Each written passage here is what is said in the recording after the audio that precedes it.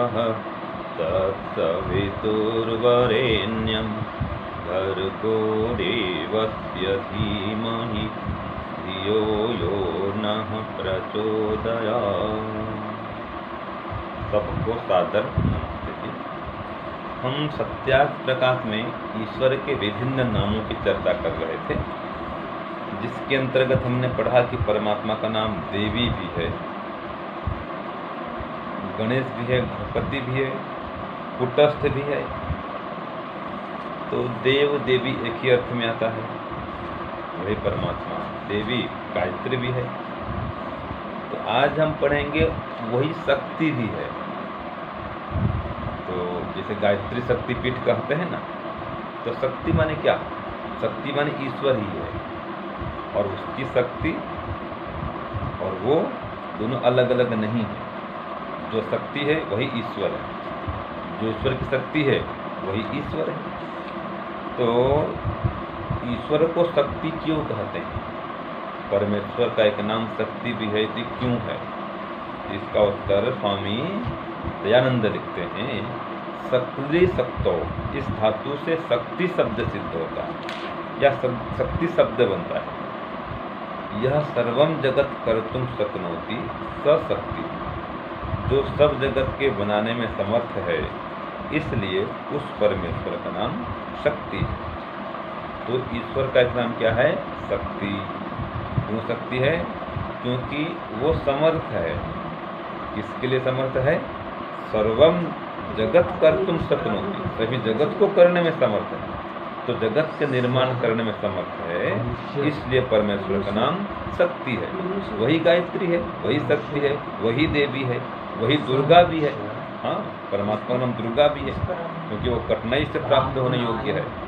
तो वही परमात्मा शक्ति भी है, देवी भी है, गायत्री भी है, दुर्गा भी है। और उसका मुख्य नाम क्या है? ओम है। ये हमने पढ़ा पहले। तो हम उसी परमात्मा को पुकारें जिसके ये भिन्न भिन्न नाम है। और किसी भी नाम से पुकार सकते हैं, मना नहीं है, लेकिन परमात्मा एक है, ये स्पष्ट होना चाहिए। नाम अनेक, लेकिन परमात्मा एक। इसी प्रकार से इसमें कहा है श्री, कि परमात्मा का नाम श्री भी है। आगे आ रहा है श्रींग सेवायाम, इस धातु से श्री शब्द सिद्ध होता है। यह श्रीयते सेव्यते सर्वेण जगता विद्वद्भिर योगिभिश्च स श्री ईश्वर, अर्थात जिसका सेवन सब जगत विद्वान और योगी जन करते हैं, उस परमात्मा का नाम श्री है। तो बहुत लोग लिखते हैं श्री, कोई भी शुभ काम करते हैं श्री लिखते हैं, स्वस्तिक चिन्ह लगाते हैं श्री लिखते हैं, शुभ लाभ लिखते हैं, और भी लिखते हैं। लक्ष्मी का ही प्रयोग करते हैं। तो आगे आएगा लक्ष्मी भी परमात्मा का नाम, लक्ष्मी, सरस्वती, ये सभी नाम परमात्मा के। तो लक्ष्मी की पूजा करते हैं, सरस्वती पूजा करते हैं, ये संसार में चलता है। लेकिन ये जो पूजा पद्धति है, अगर मूर्ति नगर करें तो ये वेद के विरुद्ध हो जाता है। सरस्वती नाम से पूजा करें परमात्मा की, पूजा माने सत्कार करें उसका, उसकी आज्ञा का पालन करें। सरस्वती नाम का जप भी करें, ये भी चलेगा। श्री नाम का जप करें तो भी चलेगा। लेकिन कोई उसकी मूर्ति बना करके उस मूर्ति की पूजा नहीं करे, तो मूर्ति अलग है, ठीक है जी, वो तो जड़ पदार्थ है। तो जड़ की पूजा करना ठीक नहीं। वेद में इसका माना किया है। तो परमात्मा के ही ये सब नाम है, ये जाना। श्री है, देवी है, शक्ति है, गायत्री है, लक्ष्मी है, सरस्वती है, दुर्गा है, ये सभी एक ही ईश्वर के नाम है। ये सब नाम स्त्रीलिंग में, इतना अंतर है बस। तो परमात्मा का नाम श्री क्यों है? क्योंकि जिसका सेवन सब जगत के लोग करते हैं, सभी विद्वान करते हैं, योगी जन करते हैं, इसलिए उसका नाम श्री है। तो श्री माने सेवनीय, जो सबके लिए सेवनीय है, सभी के लिए सेवनीय है, स्तुत्य है, पूज्य है। तो परमात्मा श्री भी है। तो इस प्रकार देखें हम कि परमात्मा का नाम शक्ति भी है और श्री भी है। ये आज के पाठ में हमने जाना। तो हम उस परमात्मा को श्री नाम से भी पुकार सकते हैं, शक्ति नाम से भी पुकार सकते हैं। वही परमात्मा एक ही है, जिसका अपना नाम ओम है। वही गायत्री है, वही ब्रह्मा भी, विष्णु भी, शिव भी है, शंकर है। ओम शांति, ओम शांति। प्यारे भाइयों बहनों, सादर सप्रेम नमस्ते। हमने उस परमात्मा के जिसका कि अपना नाम, मुख्य नाम, प्रिय नाम, सर्वग्राह्य नाम ओम है, जिसको सभी ओम नाम से भजते हैं, उसी के कुछ गौणिक नाम उसके गुण कर्म स्वभाव के अनुसार हैं। उनको हम तरह तरह के उसके विशेषणों के आधार पर हम जान रहे हैं। तो इससे पहले हमने सत्याप्रकाश का, चूँकि प्रथम समुल्लास का यह पाठ हमारा चल रहा है, और अब तक हम देवी तक के शब्दों पर पहुंच चुके हैं कि उस ईश्वर को जहां इंद्र, अग्नि, मित्र, वरुण, वायु, सूर्य, चंद्रमा, आदित्य, वायु, तेजस आदि नामों से पुकारा गया है, जिसके अकार, उकार, मकार के नाम के द्वारा भी हमने 9 शब्दों के द्वारा अर्थों को जाना। ऐसे उस परमात्मा के सरस्वती, लक्ष्मी, सूर्य, चंद्रमा ऐसे भी नाम हैं, अर्थात भौतिक पदार्थों के भी नाम हमने उस ईश्वर के नाम जैसे जाने हैं। तो उस ईश्वर के ऐसे और कौन से नाम हैं? तो महर्षि दयानंद सरस्वती ने जो 100 नामों की व्याख्या की है, उनमें से हमने कल तक देवी नाम तक उसकी व्याख्या को जान लिया है, समझ लिया है। अब आगे जो व्याख्या आ रही है, महर्षि दयानंद सरस्वती लिखते हैं कि उस परमेश्वर को जिसका कि अपना नाम ओम है, उसका एक नाम शक्ति भी है और श्री भी है। तो आज इन 2 नामों को हम बता रहे हैं कि महर्षि दयानंद सरस्वती क्या कहते हैं। तो अभी आप स्वामी जी को सुन रहे थे कि उस ईश्वर को हम शक्ति क्यों कहते हैं और उस ईश्वर को हम श्री क्यों कहते हैं।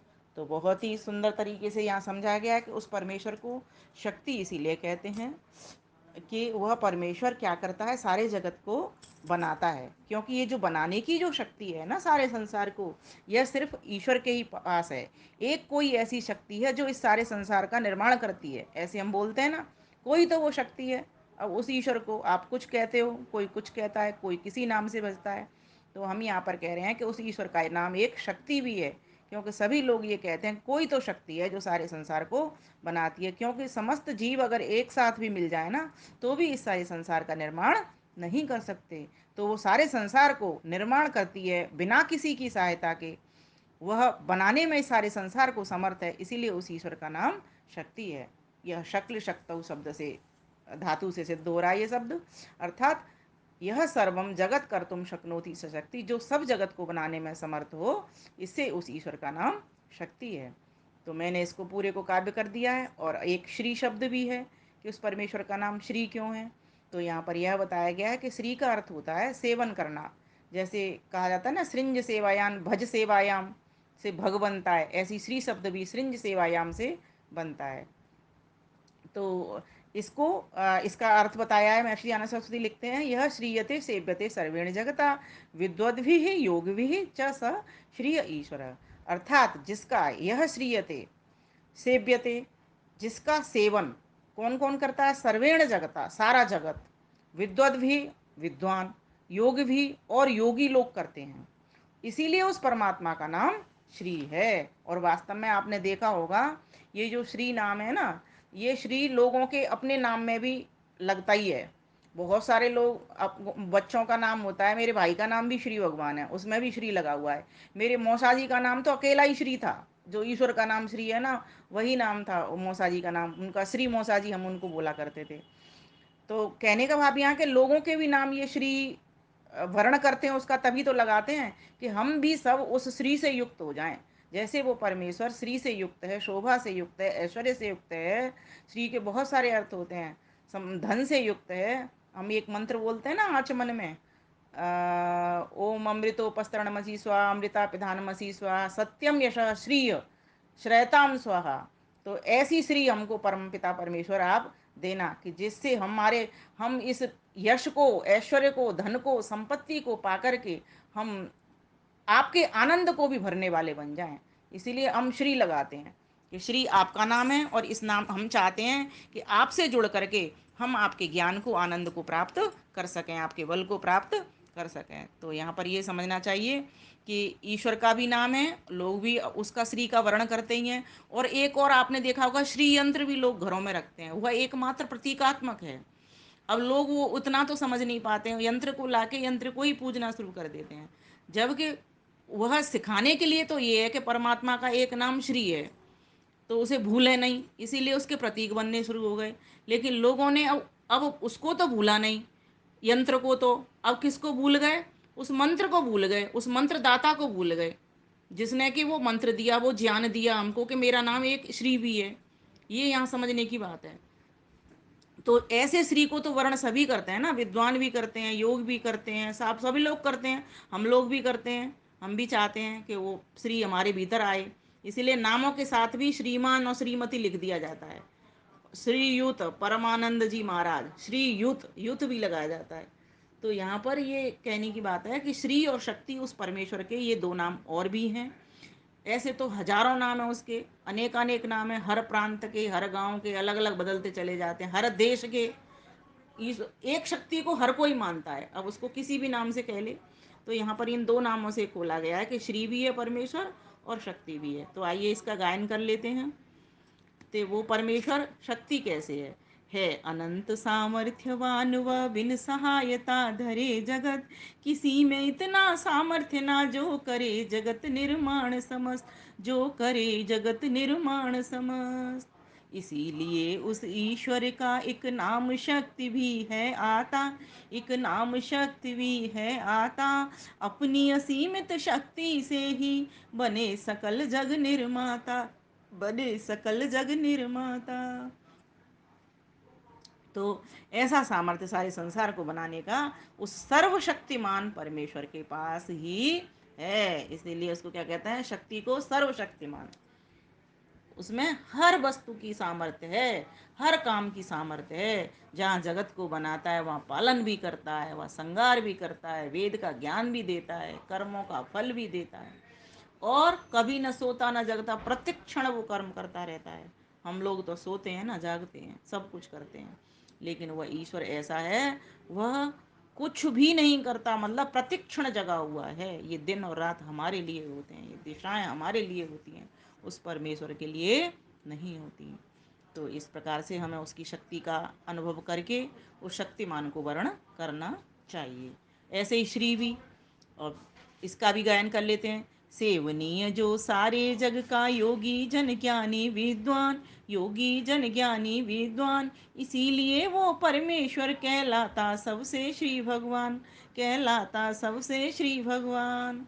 आओ हम भी उससे जुड़कर शक्ति और श्री को वर्ण करें, शक्ति और श्री को वर्ण करें, जिससे हो बलवानो श्रीयुत परमानंद की शरण गए, परमानंद की शरण गए। तो हम सभी कैसे बने? श्रीयुत। और हम सभी कैसे बने? बलवान।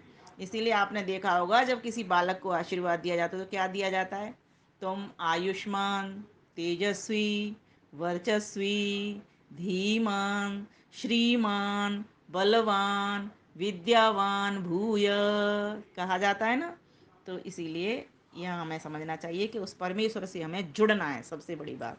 उससे जुड़ कर के ही हमें शक्ति आ सकती है, उससे जुड़ कर के ही हम श्रीमान हो सकते हैं। धन्यवाद, नमस्ते।